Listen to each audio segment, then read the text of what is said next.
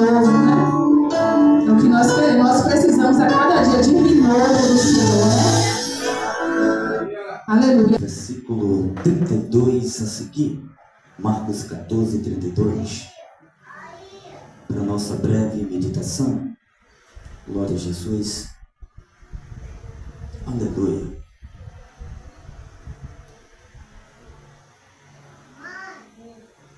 Eu glorifico a Deus pela vida de cada um dos irmãos que estão aqui nesta noite. Aleluia. Deus seja louvado.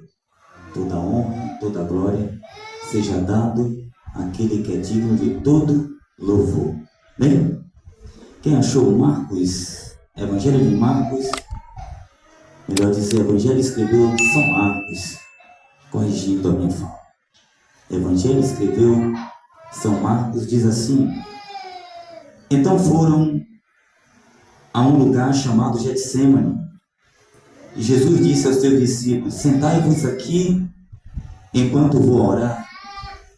E levou consigo a Pedro, Tiago e João, e começou a apavorar-se e angustiar-se. E disse-lhe: a minha alma está triste até a morte. Esperai aqui e vigiai. E indo um pouco mais adiante, prostou-se em terra e orou para que, se fosse possível, passasse dele aquela hora. E dizia na sua oração: Amba, papai, pai, todas as coisas a ti são possíveis. Afasta de mim este cálice, mas não seja feito o que eu quero, mas sim o que tu queres. E voltando encontrou-os dormindo. Então disse a Pedro: Simão, tu dormes? Não pode vigiar por uma hora? Vigiai e orai para que não entreis em tentação. O espírito na verdade está pronto, mas a carne está enferma, ou débil, ou é fraca. Não sei como esteja a sua versão. E afastando-se de novo, orou dizendo as mesmas palavras. E voltando outra vez, encontrou dormindo, porque os seus olhos estavam carregados e não sabiam o que dizer-lhes. E voltando pela terceira vez, disse-lhe: dorme já e descansai. Basta, é chegada a hora. Eis que o Filho do Homem está sendo entregue nas mãos dos pecadores. Levantai-vos, vamos, eis aqui o que me entrega está próximo. E você pode sentar glorificando a Jesus. Aleluia. Eu quero que você preste bem atenção nessa mensagem nessa noite. Quero que você foque bastante naquilo que será tratado nessa noite. Meus amados e queridos irmãos, o texto que acabamos de ler, Jesus está encerrando o seu ministério terreno. Conhecemos que Jesus, ele nasceu, cresceu, iniciou seu ministério com 30 anos.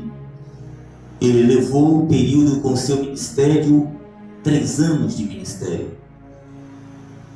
30 anos ele se iniciou porque era de legítima força e conhecimento dos rabinos da época, fariseus, mestres das leis. Eles só passavam a acreditar que o ministério de um mestre era reconhecido de verdade a partir dos 30 anos. Com 29 anos, ele ainda não estava preparado para ter discípulo ao seu favor. Ele deveria que começar o seu ministério iniciando com 30 anos diante dos homens. Preste bem atenção nisso. Porque diante de Deus o ministério dele já tinha iniciado. Quando foi que o ministério de Cristo se iniciou? O ministério de Cristo se iniciou quando ele saiu do ventre de Maria e pegaram uns lenços e enrolaram no seu corpo. Ali o ministério de Cristo tinha acabado de iniciar dizendo: eu descarreguei de toda a minha glória. Aleluia. Oh glória, louvado seja o nome do Senhor. Eu descarreguei de toda a minha glória e agora estou sendo enrolado com os panos do ministério humano, da glória humana. De antemão, o ministério de Jesus continua sendo trabalhado no decorrer da sua infância. A Bíblia fala que o menino, ele crescia, Cristo crescia em estatura e em conhecimento diante de Deus e diante dos homens. De antemão, eu abro parênteses para dizer: quer que teu ministério se inicie forte e pleno e seja bem conhecido, primeiramente aprenda a receber graça de Deus, estatura de Deus, diante de Deus primeiramente. Não queira que seu ministério seja conhecido primeiro pelo homem. Observe que isso é desde a antiguidade, desde o Antigo Testamento. A Bíblia diz que Samuel, criança, o jovem Samuel, crescia na graça e no conhecimento. Ele crescia na graça e na estatura, na força, isso perante a Deus e depois perante o homem. Então todo ministério que começa fortemente em estatura e conhecimento diante de Deus, logicamente vai ser também reconhecido diante do homem. Aleluia, glória a Deus. A Bíblia fala que com 12 anos Jesus vai para o templo, se colocou lá no meio dos doutores da lei, dos rabinos, e levou esses 3 dias perdido na questão para Maria e para José, seu pai. Na realidade, eles só vieram dar conta que o menino estava perdido no pensamento deles depois de 3 dias. Será que você, analisando isso, não cria uma ideia ou algo na sua cabeça? Porque eles perceberam logo 3 dias depois que o menino agora estava perdido. Voltaram para buscar, encontrar, buscou em muitos lugares, o menino não estava. Aonde é que o menino estava? No lugar que ele está, no lugar que ele deveria estar. A Bíblia diz no livro de Salmo, irmão, que ele desejou estar no sátiro do Senhor, dentro da casa do Senhor. E 3 dias, irmão, preste minha atenção, 3 dias, aqueles rabinos, aqueles mestres, interrogando Jesus e recebendo do alto do céu um conhecimento diferenciado, um conhecimento glória do homem, que não vinha para a glória de si próprio, mas vinha para a glorificação de Deus Pai. Louvado seja o nome do Senhor. Aleluia, glória a Deus. Aleluia. Então, 30 anos. Ele tem 30 anos, passou os seus 12 anos. A Bíblia não relata para nós, irmãos, o que aconteceu dos 12 anos em seguida. A Bíblia já mostra Jesus com 30 anos se batizando no Jordão. Observe que 30 anos, 10 anos de preparo para ensinar, 10 anos de preparo para estar ali ensinando os discípulos, 10 anos de preparo para estar ali sempre se preparando para poder direcionar as palavras corretas e sinceras. Desses 30 anos, Jesus tirou 10 anos de cada desses 30 para pronunciar algo diferente. A Bíblia não relata isso, irmãos. Mas deixa eu dizer uma coisa para vocês. Desses 3 anos de ministério de Jesus, desses 33 anos dele, os 3 anos de ministério, 3 anos divididos numa supremacia de Deus. Esses 3 anos, eles têm uma fase, ele tem fases, e essas fases, irmão, a gente precisamos colocar em pauta para que a gente podemos entender o ofício do ensinamento de Cristo. Pode observar que os 3 anos de ministério de Jesus tem 3 dispensações importantes: a dispensação do átrio, a dispensação do lugar santo e a dispensação do santíssimo lugar, a dispensação da boa, a dispensação da agradável e a dispensação da perfeita, a dispensação do caminho, a dispensação da verdade, a dispensação da vida, a dispensação, oh glória, estou sentindo a graça aqui, a dispensação, meus irmãos, da direção, a dispensação da razão e a dispensação do cumprimento. Aleluia, glória a Deus. Ele começou a ensinar os seus discípulos esses 3 anos. No primeiro ano ele precisava ensinar sobre o mistério escondido que estava no seio do Pai, que seria ele mesmo. No segundo ano de ministério de Jesus, Jesus ensinou aos seus discípulos a segunda fase, que a segunda fase é uma fase mais totalmente diferente. A primeira fase é a fase do átrio, A primeira fase é a fase do aprendizado, é a fase do batismo. Mas na segunda fase, irmão, Jesus estava dizendo: esse segundo ano eu vou precisar ensinar para vocês agora a obra do Filho. A obra do Filho é essa, é morrer na cruz do Calvário. A obra do Filho é essa, é levar sobre si todas as dores. A obra do Filho é essa, é levar sobre si todas as enfermidades. A obra do Filho no segundo ano, Jesus estava dizendo para ele: é tudo aquilo que Isaías escreveu. Aleluia. Glória a Deus. Mas na terceira fase, Jesus disse: agora eu preciso ensinar algo diferente. E esse algo diferente que eu preciso ensinar a vocês, eu não tenho condição de ensinar agora, mas eu tenho algo para dizer para vocês. Aleluia. Eu rogarei ao Pai. Aleluia. Eu estou sentindo a graça. Eu rogarei ao Pai. No terceiro ano do ministério de Jesus, Jesus foi ao extremo dizendo: eu já ensinei no primeiro ano sobre o ato, eu já ensinei no segundo ano sobre o lugar santíssimo, sobre a oração, sobre o candelabro, eu já ensinei para vocês sobre o plano da proposição. Agora eu preciso ensinar a vocês a terceira fase, que a terceira fase, o terceiro ano é diferente. Eu preciso dizer para vocês, antes de eu ensinar para vocês essa terceira fase, eu preciso primeiro que vocês entendam: eu rogarei ao Pai para que envie outro Consolador. Oh glória, aleluia, oh glória. Aí Jesus disse: e quando ele vier, ele convencerá o homem do pecado, da justiça e do juízo. Lá vai, no primeiro ano do ministério de Jesus, Jesus pregava a palavra para convencer o pecador do pecado. Isso é a natureza do Espírito Santo que estava nele, como diz Isaías: e o Espírito do Senhor está sobre mim e me deu poder. No segundo ano, aleluia, Jesus precisava ensinar para eles que quem convence o homem do pecado é o Espírito Santo. Estava nele, convenceu a Pedro, convenceu a Tiago, convenceu a João, convenceu a Tomé, convenceu multidões. E ele precisava ensinar para eles, logicamente, que a segunda fase era a fase da justiça. Jesus estava dizendo para ele: a salvação, ela tem três naturezas importantes. A natureza, logicamente, da justificação, a natureza da regeneração e a natureza da santificação. A primeira natureza da justificação é o que o Espírito faz, convencer o homem do pecado, do pecado. A segunda é da justiça, isso é, você está sendo regenerado, você agora tem um novo pensamento, porque para ser justificado não adianta estar com o corpo aqui na igreja e com a mente lá na pizza que vai comer daqui a pouco. Está dentro da igreja aqui, mas já está preocupado com o resultado do futebol daqui a pouco.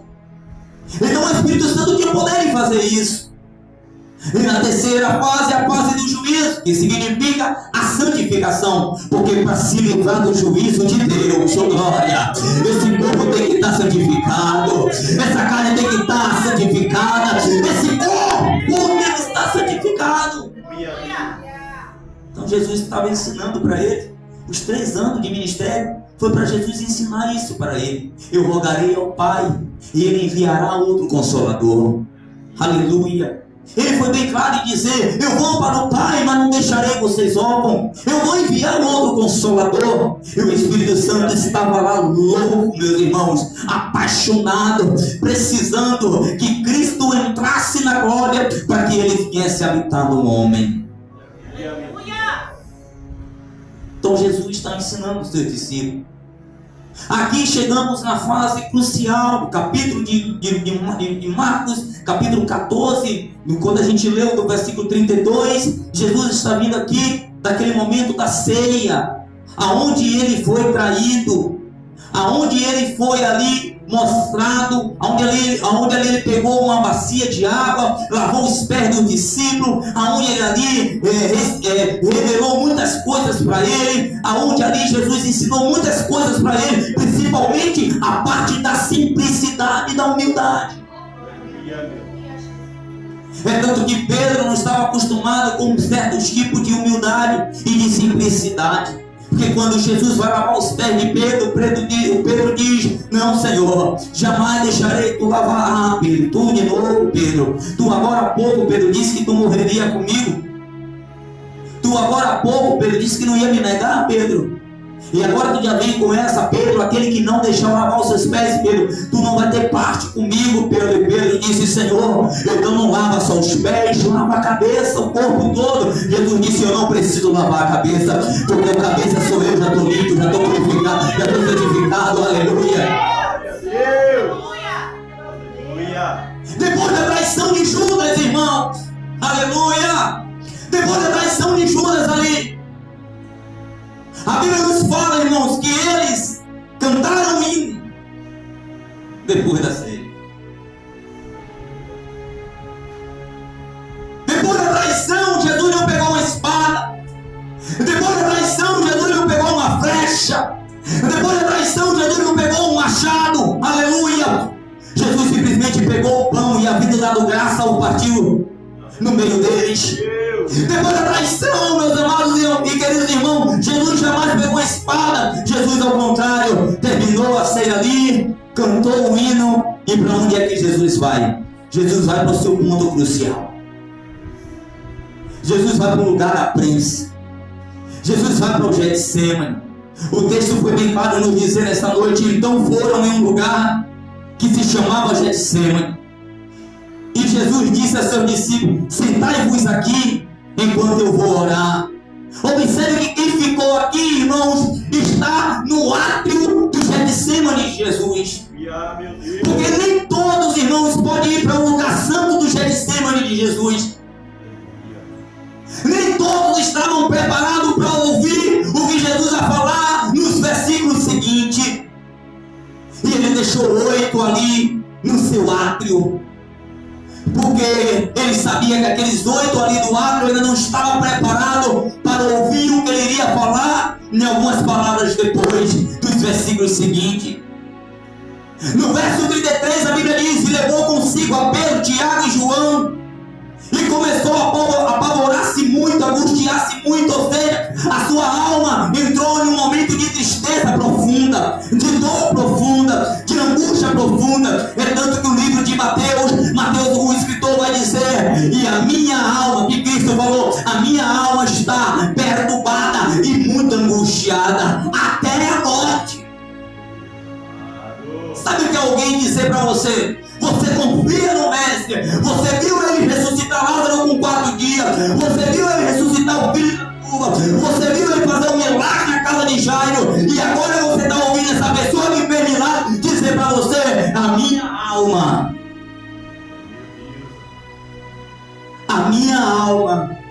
está angustiada até a morte. Era um momento crucial. E tinha discípulo que não tinha condição de ouvir isso. Tinha discípulo que não tinha estrutura para ouvir isso. Mas Pedro, Tiago e João já tinham estrutura para estar no lugar santo, aleluia, do Getsêmani de Jesus. Eu abro parênteses para dizer uma coisa para vocês.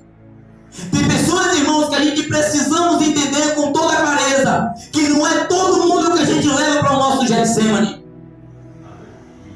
Não é todo mundo que a gente compartilha aquilo que está ferindo a nossa alma. Aleluia. Ela vai de novo para a viúva. A viúva não contou para os vizinhos. A viúva não contou para nenhum outro profeta. A viúva disse: eu só tenho uma pessoa que pode mudar a minha história. É o profeta Eliseu.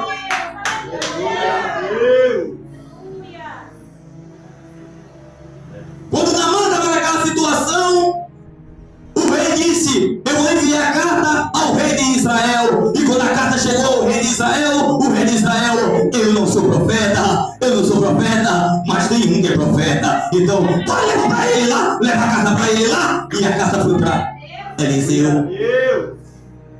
Porque Eliseu sentiu em casa. Eliseu sabia que a situação estava ficando feia. Então precisamos tomar cuidado com o que a gente leva para o nosso Getsêmani. A gente tem que tomar cuidado, irmão, para quem a gente se expressa no Getsêmani. Pedro, Tiago e João está agora no lugar santo do átrio do Getsemane de Jesus. E o que é que Jesus disse para quem está no átrio? Ficai aqui, senta. Vou repetir de novo. Jesus disse para os oito que estavam no átrio: senta aqui, porque tem gente que só serve para ficar sentado ali, porque não tem condição nenhuma de avançar. Meu Deus. Senta. E Jesus nem pediu para eles orar. Jesus disse: sentai-vos aqui, enquanto eu vou orar. Jesus está me ensinando aqui que tem pessoas que não têm nem condição ainda de orar, irmãos. A gente tem que orar pelo cidadão, pela cidadã. A gente tem que interceder por ela, tem que interceder por ele. Mas para os três que ele levou para o lugar santo, para o lugar santo do seu Getsemane, Pedro, Tiago e João, ele falou o contrário. Ele disse assim, ele começou a dizer: a minha alma está angustiada até a morte.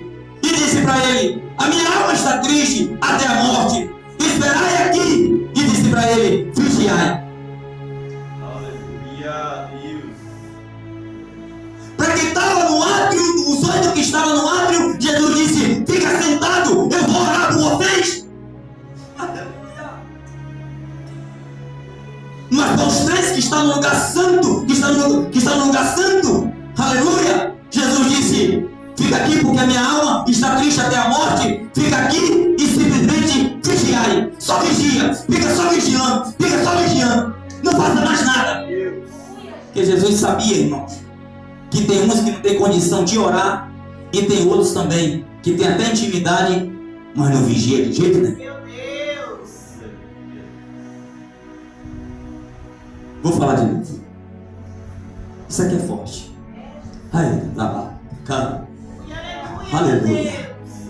Deus. Ele disse para os oito: fica aqui, eu vou orar. Mas para os três que era mais íntimo, ele disse: fica aqui, a minha alma está triste até a morte. Só vigia um pouco. Será que é doloroso? Será que é um pedido tão difícil ficar e vigiar?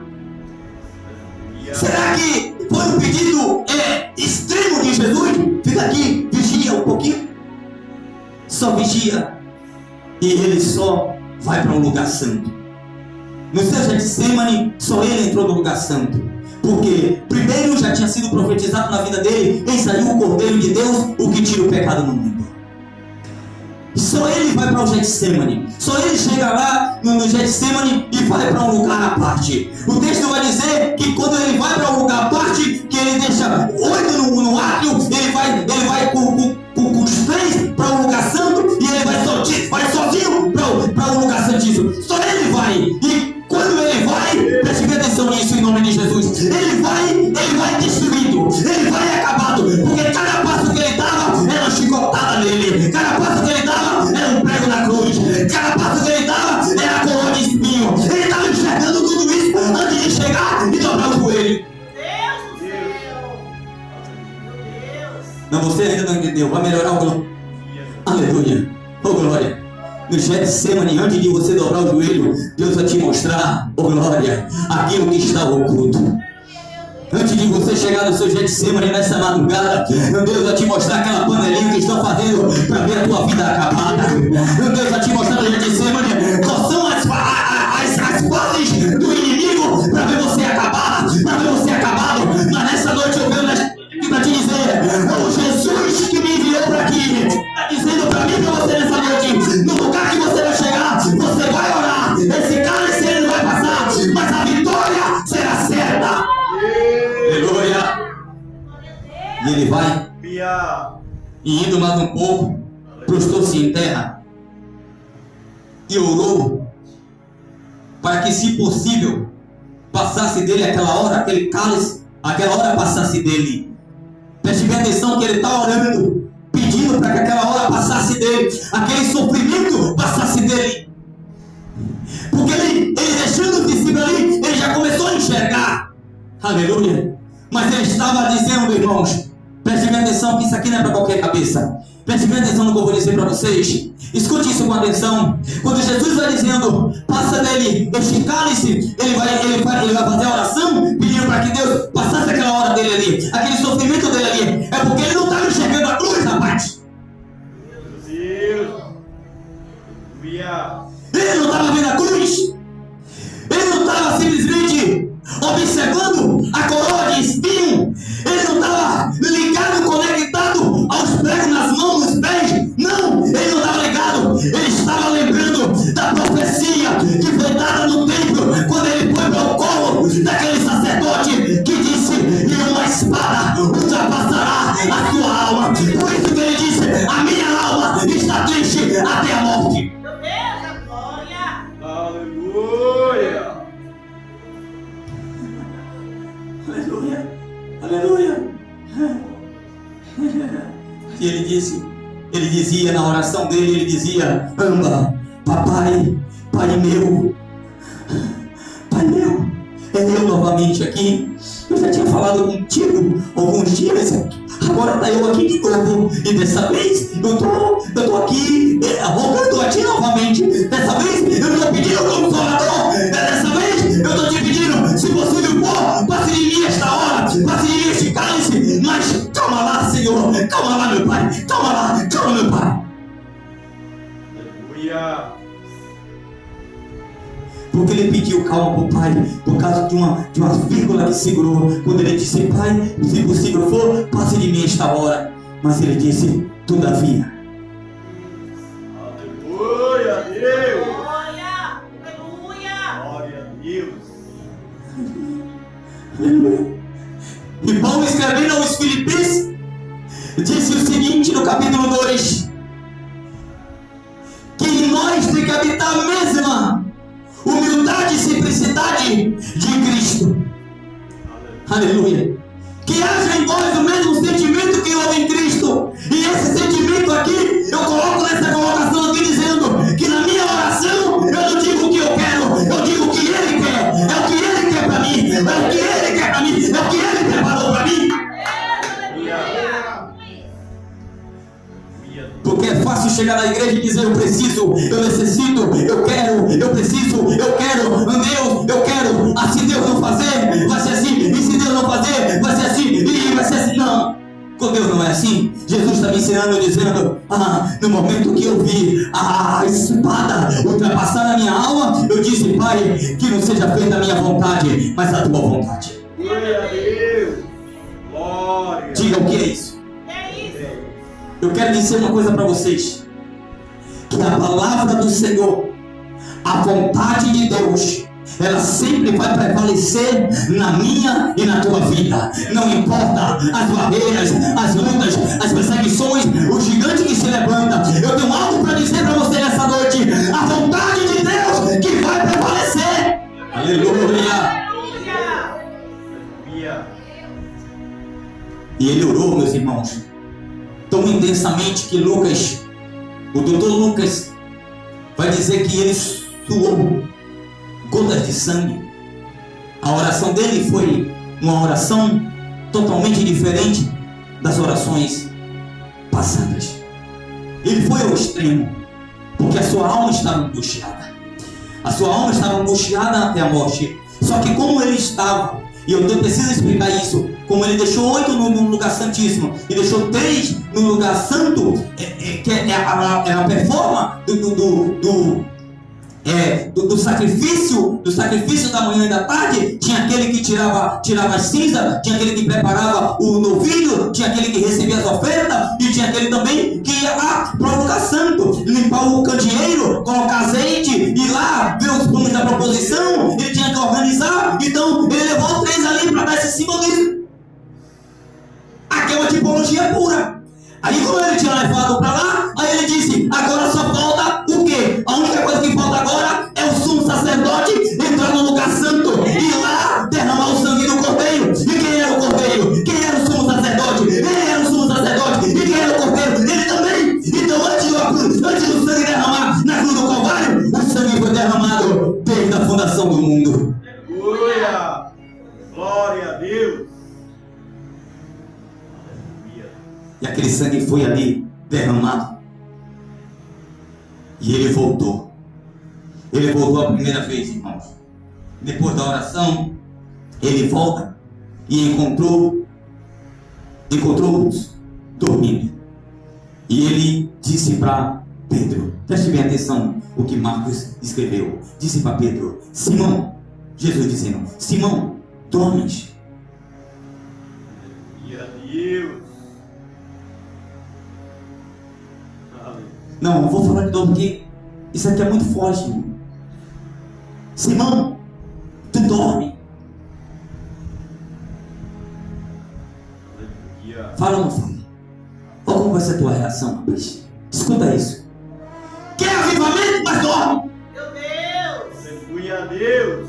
Eu vou falar de novo, foi muito violento, foi rápido. Quer avivamento, mas dorme? Aleluia.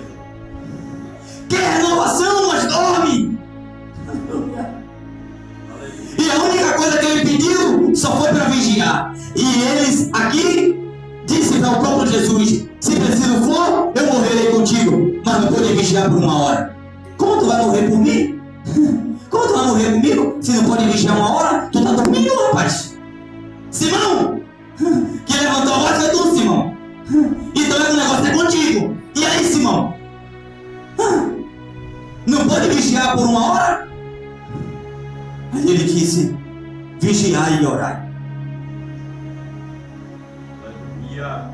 Porque quando Jesus disse para ele: eu vou além orar, amigo teu que é amigo teu, quando tu diz: fica aqui, vigia que eu vou orar, disse: eu vou vigiar ao mesmo tempo, mas também eu vou orar. Meu Deus, glória! Oh, Jesus! Glória a Deus. Aleluia. Porque a vigilância é muito importante.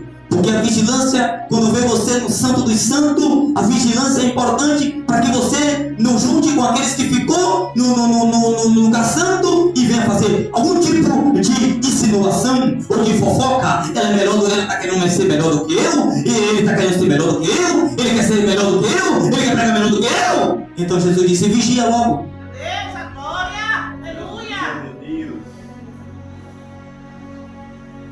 Aí Jesus disse para ele: não pode vigiar 1 hora. Aí Jesus agora fala para ele: agora é o seguinte, vigiai e orai, para que não entreis em tentação. O Espírito, na verdade, está pronto. Isso aqui não é o Espírito Santo. Deus! Aleluia. Por isso que eu fiz esse roteiro todo para falar dos ensinamentos de Jesus, porque a alma deles já estava preenchida com a palavra. O espírito dele já estava constantemente com Jesus. O espírito dele já estava ligado, já estava sabendo. Então Jesus fez questão de dizer: vigiai e orai, para que não entreis em tentação. O espírito, na verdade, está pronto. Mas, e não esqueça que além de você ter uma alma e um espírito, ainda tem uma desgraçada chamada carne. Deus. É tanto que Paulo aos Romanos vai dizer: miserável homem que sou.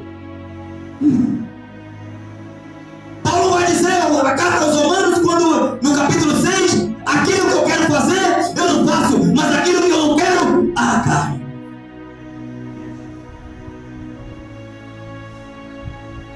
O espírito estava pronto, mas a carne ainda. E aí o escritor escreveu dizendo: mas a carne está enferma.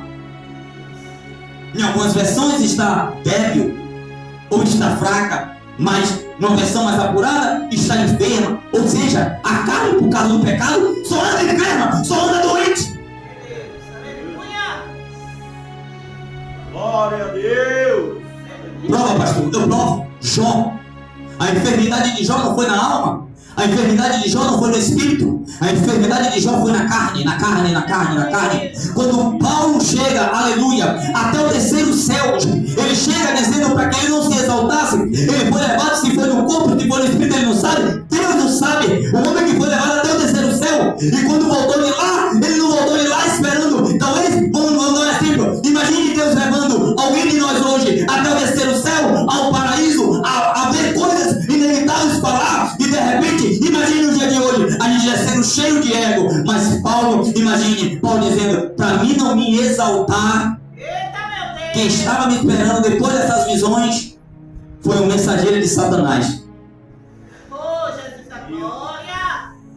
Não foi um pastor para dizer: ei, Paulão, tu tá com a bola toda. Paulo disse: quem estava me esperando foi um mensageiro de Satanás. É, Jesus. Me esbofeteou. E lá vem o espinho na onde? Diga, na carne. Então, os espinhos sempre vai ser na carne. Os espinhos sempre na carne. Aí Jesus disse: a carne está enferma. E a carne enferma, sempre que a gente pensa em se exaltar, vem o espinho. Aleluia, meu Deus. Aleluia, Deus. Toda vez que a gente pensa em se exaltar, levantar o narizinho, colocar um sapato alto, o próprio Deus, e vir um mensageiro de Satanás, dá uma bofetada, e para acabar de completar, mostra: tu tem um espinho na carne, vai devagar aí. Meu Deus, aleluia. Aleluia, Jesus. Glória. Segura tua mão aí. Tu não é melhor do que ninguém. É Deus.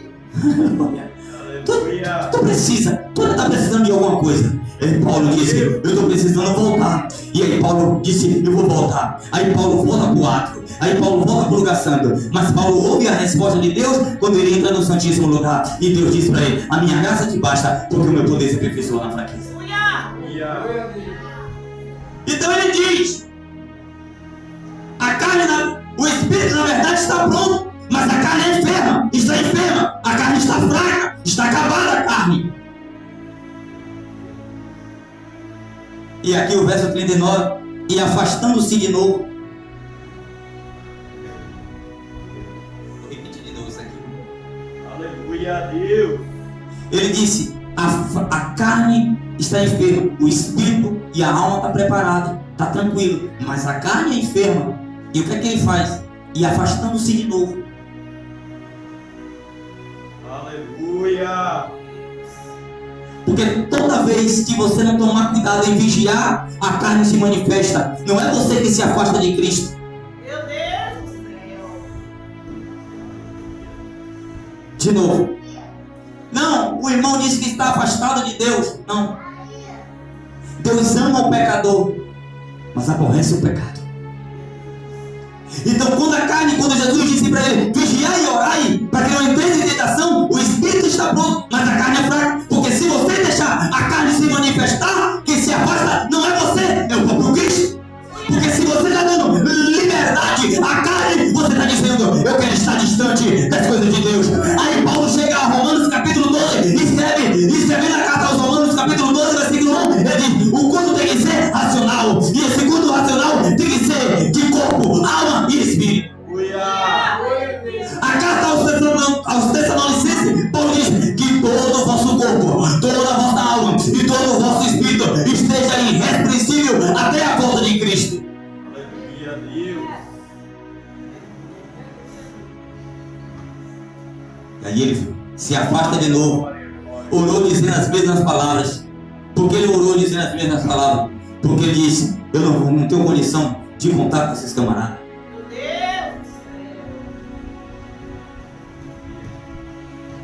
E olhando para o ministério de Cristo, irmãos, eu aprendo uma coisa no meu ministério. E eu abraço uma coisa no meu ministério. Nem todos estão preparados para entrar no meu Getsemane. Meu Deus. Você tem que entender que nem todo mundo tem condição de entrar no seu Getsemane, no lado mais obscuro. Qual é o lado mais obscuro? Quando só Deus ouve você. Aleluia, Deus. Quando você vai ao extremo da oração, quando a única coisa que sai da sua boca é só o suspiro, o hálito fedido da madrugada e a lágrima do rosto. Aleluia. Só isso, mais nada. E ele vai mais uma terceira vez. Ele vai a primeira, vai a segunda, vai a terceira. E voltando outra vez, encontrou dormindo, porque seus olhos já estavam carregados. Não sabiam o que dizer. Pedro queria enfrentar a morte em favor de Cristo, mas ele não conseguiu triunfar sobre o sono. Eu estou contigo, pastor. Pedro dizendo: eu estou contigo, Jesus, eu estou contigo. Tu não consegue nem enfrentar o sono.